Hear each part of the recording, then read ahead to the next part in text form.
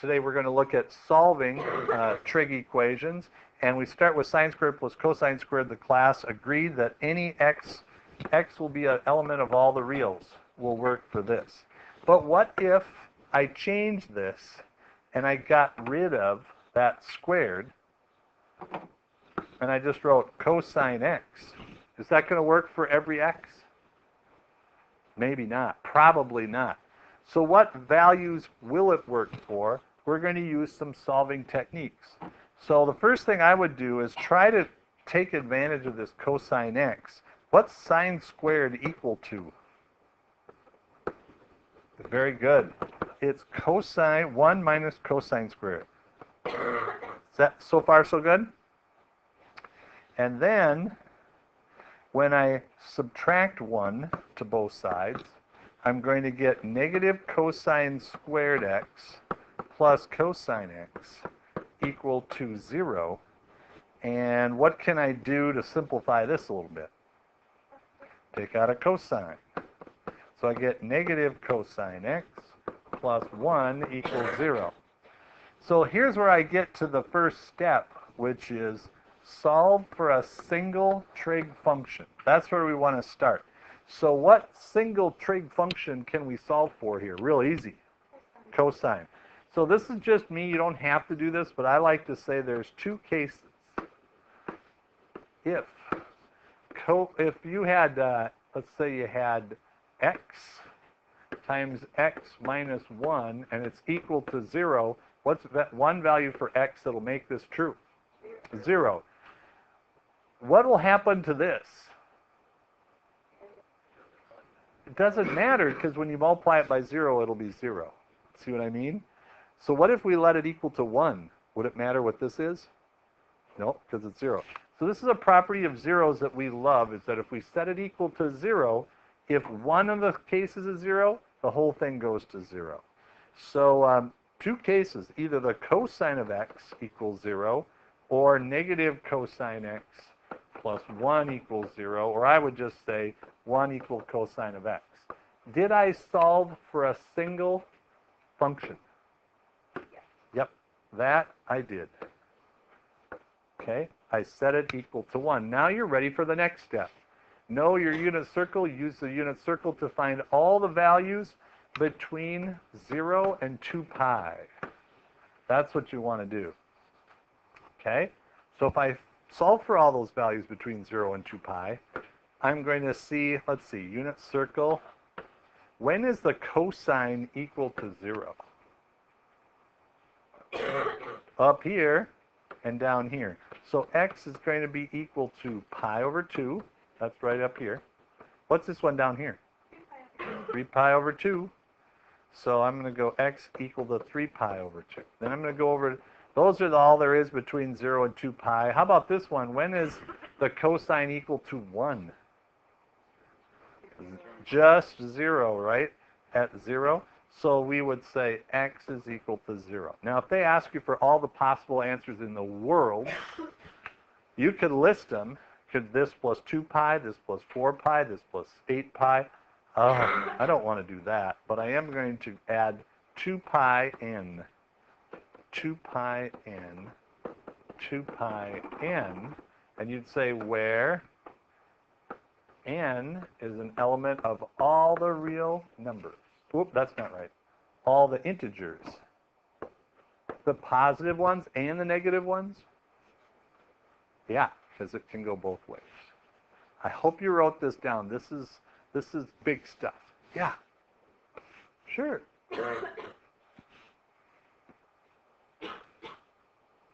So the two cases, I set cosine x is 0, this equal to 0, and then I found the values and slapped on a plus 2 pi n, so that now that's all the values of n, of x, that could possibly exist. And it all started because we went from 0 to 2 pi. Now we're going to talk about this one tomorrow. Let's go right to the problems. Most of these are going to be pretty straightforward. Let's take a look at this first one. 2 cosine theta minus pi over 3 is equal to cosine theta plus square root of 3 sine. Let's see if we can do that. Turn to your neighbor, see if you can help them verify that this equals this. Go. I'm hearing a lot of good stuff. It's 2 times cocosine. So cosine theta, cosine pi over 3. Now, if this is cocosine, if this is minus, what will be in between? Plus, and then it's going to be coco C and C. Get my fish out of here. All right. Now just evaluate on your unit circle, what's the cosine of pi over 3?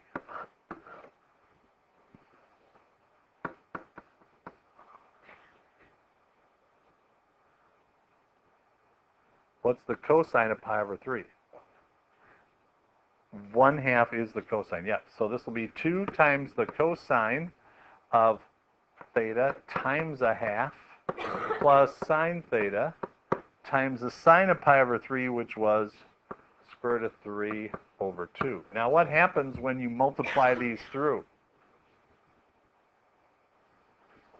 Cosine of theta times 2/2 plus sine of theta times 2/2 root of 3. And won't this just give you that? Cosine theta plus square root of 3, excuse me, this is sine theta. Square root of 3 sine theta. Good. Yes. Sine. Sine. Sine theta. Sorry about that. So you can do that, but can you go in reverse? Here's 19. I think you'll like that one. Can you go into reverse? Go to problem 20. And what we're doing here is we're actually not going to use cocosine. We're going to look at one similar. We're going to look at sine x plus b. What's the sine of x plus b equal to? C co plus what? Co C. So what I'm doing is I'm expanding this out, and then on this side I'm going to rearrange them so I have sine x first times the square root of 3, and then I'm going to have cosine x first times, well, what's that multiplied by? It's kind of boring, but what's cosine x multiplied by? 1, yeah. Do you see any kind of matching that's going on here? Do you see how I'm matching? I'm matching sine x and sine x, cosine x and cosine x. What is square root of 3 matching to? Cosine of b. So it looks like cosine b is equal to the square root of 3. What is sine b equal to? It equals 1, right? Close. Super close. So I'm going to draw a triangle. Hang in there. Yeah, we could multiply it by k, but don't do that yet. It might hurt you. So cosine of b is, where does square root of 3 go for cosine? Adjacent. And then where does 1 go for sine of b? Opposite. Could you somehow come up with what this side is?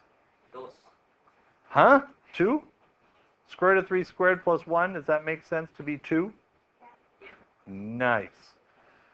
So, wouldn't it be great if these were 2's?